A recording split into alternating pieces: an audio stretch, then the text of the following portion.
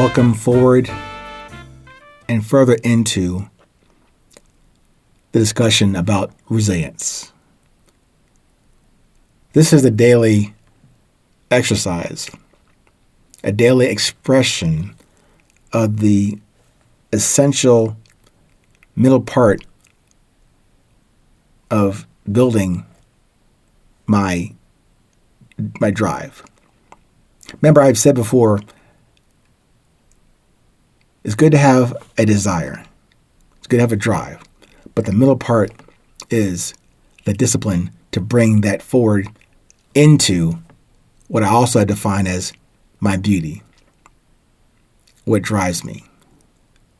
So hopefully just that didactic way to summarize and then guide you into why I use these terms, desire, discipline, drive, and beauty, all into the other title, or the title, resilience, the beauty of presence. In that presence that you have, in the presence that I have, in the collective presence that we can share with each other, those are the building blocks. I know it seems and may sound too simplistic, and maybe it is. I know for me, I didn't have the idea. Let me sit down and come up with a clever way to summarize, codify, structure, and present a topic on personal resilience, self-discovery. Yeah, it'll be called resilience. And I said that before. I'm not saying that I had these epiphanies sitting on a mountaintop and getting these inspirations from wherever, and then I come down from the mountain and tell you, hey, here is the message from on high. No, it's not like that at all. Not even being funny to say something like that is not funny. I was getting a lot of experiences different from yours, unique to me, as yours are unique to you. The main issue, not even issue, the main awareness that I was able to realize, recognize, and accept, kind of sort of as a mission in life, as a purpose, but very simply what I am compelled and feel passionate about sharing with, if no one else, with myself, and forward with my Creator. So again, I didn't create this. I didn't come with these things out there like, creating a new Python or code to go to Jupiter. I don't have that kind of insight. What's given to me is unique to me. What's given to you is unique to you. Now, definitely there are things out there, many things, maybe most things, are given to all of us, meaning they are presented to all of us if we choose to pursue them. But if we have taken the time to do that, which sounds like difficult work, the introspective, inner looking, honest analysis of who and what we are, not who we want to be, not what the teacher or the TV tells us who we should be, or even the latest pop music or hip hop or rap, or even the Bible.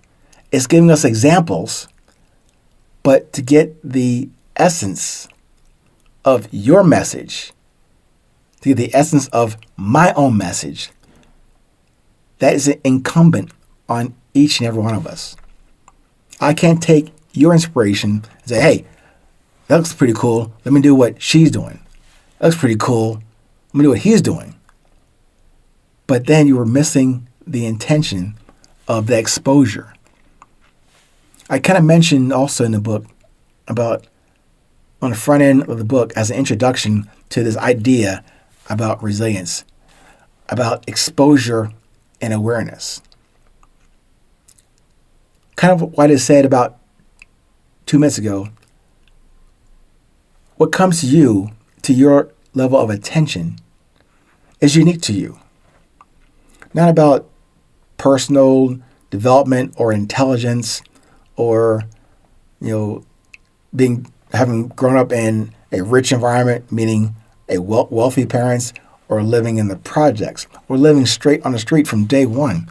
It really doesn't matter. Now, I can say that because I had the privilege of having a pretty solid life from family, friends, relatives, all around me from day one. So I didn't miss that. Some of you out there may didn't get those accommodations, as they say. You didn't get those advantages. And of course, when that's said to you or about you or me saying it to you today, that brings in those evil connotations about competition, comparison. I dislike doing that. I know it's a usual default way to look at things, that person has more than I do. I have more than that person does.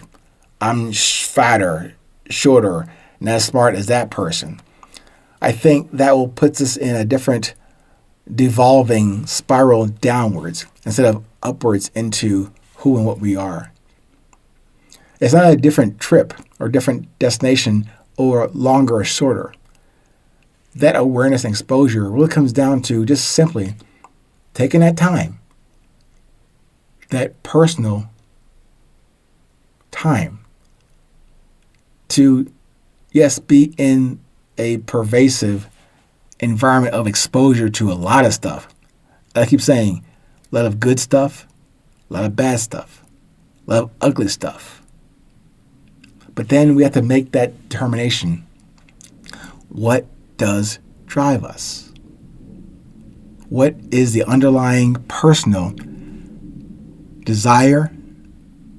Do you have the discipline to bring that desire forward? And does that go in line with your drive that also supports your beauty? What makes you who you are and why you are here?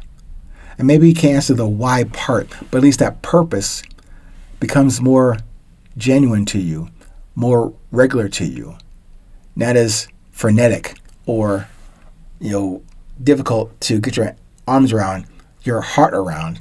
It just flows through you. Now, of course, not because I've had more experiences than anybody. I have not. I've had mine, but I've chosen to pursue those that do resonate with me without having to think about it.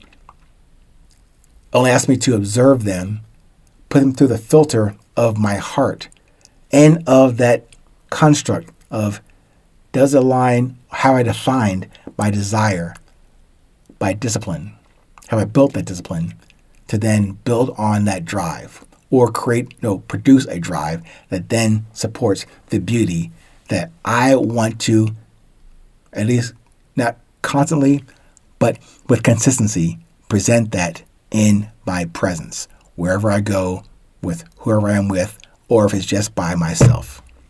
So, sorry for that preamble to something else we're going to talk about later, or maybe if tomorrow comes, the new today, we'll discuss a little bit more about the thing called acceptance.